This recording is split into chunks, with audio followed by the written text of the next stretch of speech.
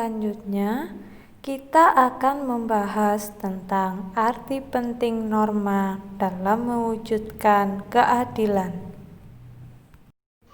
Fungsi norma dalam masyarakat yang pertama, pedoman dalam bertingkah laku. Kedua, alat menjaga kerukunan masyarakat. Ketiga, sistem pengendalian sosial. Dan yang keempat, alat mewujudkan keadilan. Tujuan norma. Tujuan norma sebagai pedoman atau arahan serta tata tertib bagi masyarakat agar tercipta kehidupan masyarakat yang teratur dan tentram, dan untuk mengatur tingkah laku manusia dalam membedakan mana hal yang benar dan salah. Pasal 1 ayat 3 Undang-Undang Dasar Negara Republik Indonesia tahun 1945 menyatakan bahwa negara Indonesia adalah negara hukum. Negara hukum adalah negara yang mendasarkan segala sesuatu, baik tindakan maupun pembentukan lembaga negara, pada hukum tertulis atau tidak tertulis. Menurut AFDIV, negara hukum mengandung 3 unsur berikut ini. Yang pertama, supremacy of law. Dalam arti tidak boleh ada kesewenang-wenangan sehingga seseorang warga harus dihukum jika melanggar hukum. Yang kedua, equality before of law. Setiap orang sama di depan hukum tanpa melihat status dan kependudukannya, baik bagi rakyat maupun penjabat. Yang ketiga, human right. Diakui dalam dijaminnya hak-hak asasi manusia dalam undang-undang atau keputusan pengadilan. Apa itu keadilan? Menurut KBBI atau Kamus Besar Bahasa Indonesia, keadilan berasal dari kata adil yang berarti kejujuran, kelurusan, dan keikhlasan yang tidak berat sebelah. Keadilan menurut para ahli. Keadilan menurut Aristoteles adalah kelayakan dalam tindakan manusia, kelayakan yang diartikan sebagai titik tengah di antara kedua ujung ekstrem yang terlalu banyak dan terlalu sedikit. Kedua ujung ekstrem itu menyangkut 2 orang atau benda.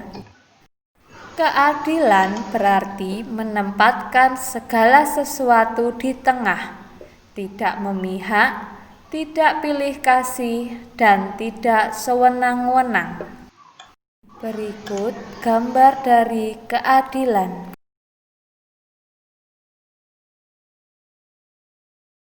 Nilai-nilai keadilan yang pertama, keadilan distributif. Yang kedua, keadilan legal. Yang ketiga, keadilan komunitatif. Kaitan norma dengan keadilan agar kita dapat membela hak kita agar tidak terjadi kesewenangan hukum dan tidak buta terhadap hukum. Perilaku sesuai norma dalam kehidupan sehari-hari. Norma kesusilaan, norma kesopanan, dan norma hukum akan selaras apabila pelaksanaannya dilandasi dengan nilai-nilai ketuhanan yang Maha Esa. Kehidupan dalam masyarakat tidak akan berjalan secara selaras dan harmonis apabila masyarakat tidak mematuhi norma-norma yang berlaku. Sebagai contoh, jika ada seseorang yang melanggar peraturan norma hukum, yaitu berupa aturan undang-undang lalu lintas, tidak mematuhi rambu-rambu lalu lintas, tentu saja dalam kehidupan masyarakat tidak akan terjadi kehidupan yang selaras karena di situ tidak adanya kesadaran hukum. Maka kehidupan di masyarakat akan terjadi kekacauan sebagai ilustrasi foto yang ada di layar berikut ini. Jika seseorang melanggar aturan lalu lintas, tentu saja bisa membahayakan diri sendiri juga orang lain ya. Manusia sebagai makhluk sosial hidup dan berada di tengah-tengah masyarakat sekaligus menjadi warga dan anggota masyarakat yang bersangkutan. Sudah merupakan kelaziman bahwa dalam suatu masyarakat ada norma dan aturan yang berlaku. Norma dan aturan tersebut wajib ditaati oleh semua anggota masyarakat. Ketaatan adalah sikap patuh pada aturan yang berlaku. Kepatuhan harus muncul dari dorongan tanggung jawab sebagai warga negara yang baik, bukan disebabkan oleh adanya sanksi atau hadirnya aparat negara. Sikap taat akan muncul pertama kali dalam diri sendiri apabila sudah menjadi kebiasaan. Dimanapun berada, tentunya akan selalu menaati norma yang berlaku. Sikap patuh terhadap norma-norma yang berlaku dalam kehidupan bermasyarakat, berbangsa dan bernegara bukan lahir karena keadaan terpaksa, takut dikarenakan sanksi atau karena kehadiran aparat penegak hukum. Kepatuhan harus muncul dari dorongan tanggung jawab kalian sebagai warga negara yang baik. Sikap patuh akan muncul pertama kali dalam diri sendiri apabila sudah menjadi kesadaran.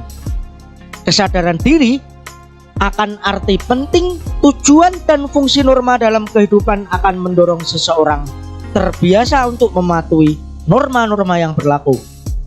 Munculnya kesadaran diri untuk patuh pada norma-norma dalam kehidupan bermasyarakat harus dibiasakan sejak dini.